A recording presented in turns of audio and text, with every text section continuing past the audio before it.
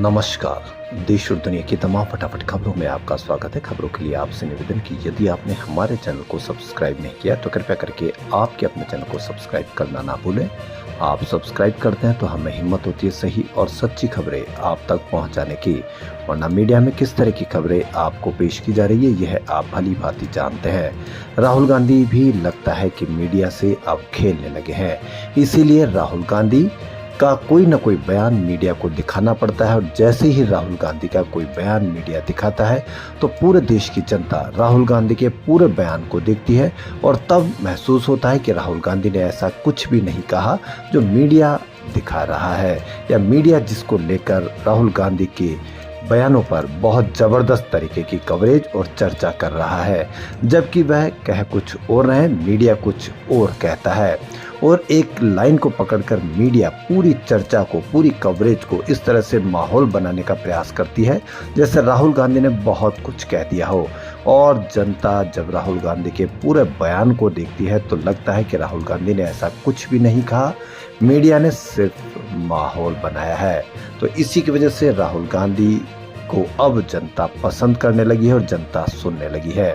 तो क्या है आज की बड़ी खबर? कांग्रेस के पूर्व अध्यक्ष और लोकसभा में विपक्ष के नेता राहुल गांधी इन दिनों कोलंबिया के दौरे पर। राहुल गांधी ने अब भारतीय कंपनियों को लेकर सोशल मीडिया प्लेटफॉर्म एक्स पर पोस्ट किया है। राहुल गांधी ने अपने ऑफिशियल एक्स हैंडल से एक तस्वीर पोस्ट की है। इस तस्वीर में राहुल गांधी के पीछे बजाज पल्सर खड़ी दिख रही है। उन्होंने यह तस्वीर शेयर करते हुए लिखा है कि बजाज, हीरो, टीवीएस को कोलंबिया में अच्छा प्रदर्शन करते देखकर गर्व हो रहा है। राहुल गांधी ने पोस्ट में तंज भी किया। उन्होंने आगे लिखा कि भारतीय कंपनियां इनोवेशन से जीत सकती है, भाई भतीजावाद से नहीं। आपको जब राहुल गांधी ने कहा कि लोकतंत्र पर हमला हो रहा है तो पूरे देश की मीडिया ने इसको कवरेज किया, लेकिन यदि उन्होंने कहा कि बजाज, हीरो, टीवीएस को कोलंबिया में अच्छा प्रदर्शन करते हुए गर्व हो रहा है तो आपको कहीं पर भी इसकी कोई खबर या कोई चर्चा देखने को नहीं मिलेगी।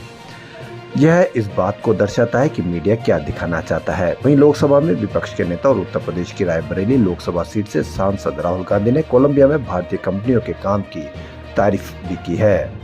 राहुल गांधी ने एक कार्यक्रम में कहा था कि भारत में लोकतंत्र पर हमले हो रहे हैं। उन्होंने लोकतंत्र में अलग अलग विचारों को जगह देने की जरूरी बताया था। राहुल ने एक सवाल के जवाब में यह भी कहा था कि मुझे नहीं लगता कि भारत खुद को दुनिया का नेतृत्व करने वाला मानता है। सोनम वांगचुक की पत्नी गीतांजलि जे अंगमो ने अपने पति की रिहाई की मांग करते हुए सुप्रीम कोर्ट का रुख किया। गीतांजलि जे अंगमो ने वांगचुक को तुरंत रिहा करने की मांग करते हुए हैबियस कॉर्पस यानी बंदी प्रत्यक्षीकरण याचिका लगाई है। डॉक्टर अंगमो ने 2 अक्टूबर को भारतीय संविधान के अनुच्छेद 32 के तहत सुप्रीम कोर्ट में रिट याचिका दायर की है। उन्होंने दावा किया कि उनके पति की गिरफ्तारी अवैध है। अंगमो ने यह आरोप भी लगाया कि दिल्ली में हर जगह उनका पीछा किया जा रहा है। उनके एक कर्मचारी को भी हिरासत में रखा गया है। वांगचुक फिलहाल जोधपुर की जेल में। उन्हें 24 सितंबर को लेह हिंसा भड़काने के आरोप में राष्ट्रीय सुरक्षा अधिनियम के तहत 26 सितंबर को गिरफ्तार किया गया था। गीतांजलि ने एक्स पर एक पोस्ट में लिखा है कि आज एक हफ्ता हो गया, अभी भी मुझे सोनम की सेहत, उनकी हालत और नजरबंदी के कारणों के बारे में कोई जानकारी नहीं है। अंगमो ने वकील सर्वम रितम खरे के जरिए दायर याचिका में वांगचुक की हिरासत को चुनौती दी है, साथ ही उनकी तुरंत रिहाई की मांग की है।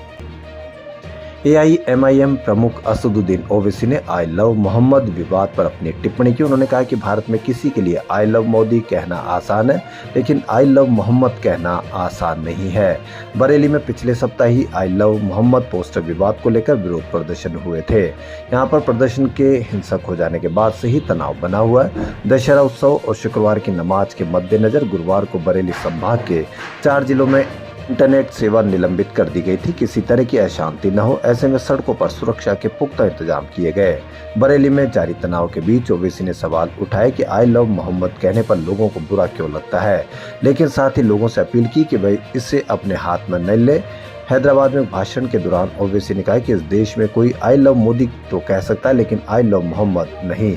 ऐसे में आप इस देश को कहां ले जा रहे हैं? अगर कोई आई लव मोदी कहता है तो मीडिया भी खुश हो जाता है, अगर कोई आई लव मोहम्मद तो उस पर आपत्ति होती है। उन्होंने कहा कि अगर मैं मुसलमान हूं तो मोहम्मद की वजह से।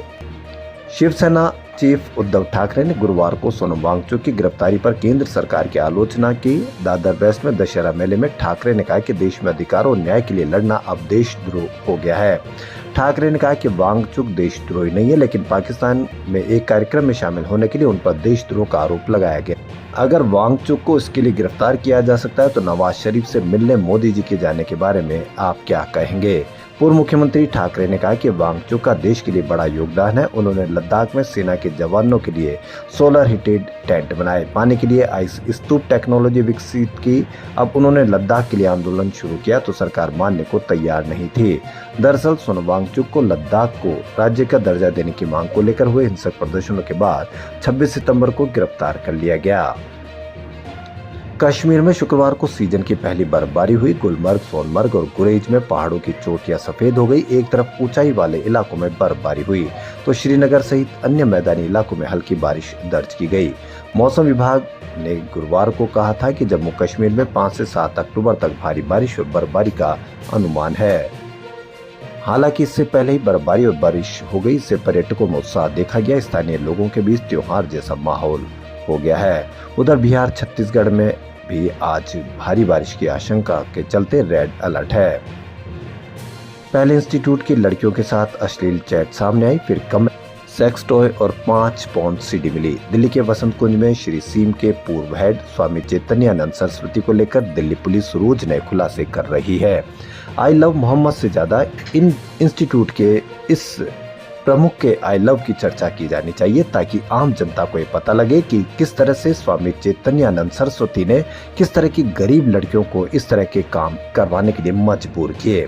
करोड़ों के फर्जीवाड़े के अलावा चैतन्यानंद पर इंस्टीट्यूट की ही 17 स्टूडेंट ने यौन शोषण का आरोप लगाया, वो भी 5 दिनों की पुलिस रिमांड पर है।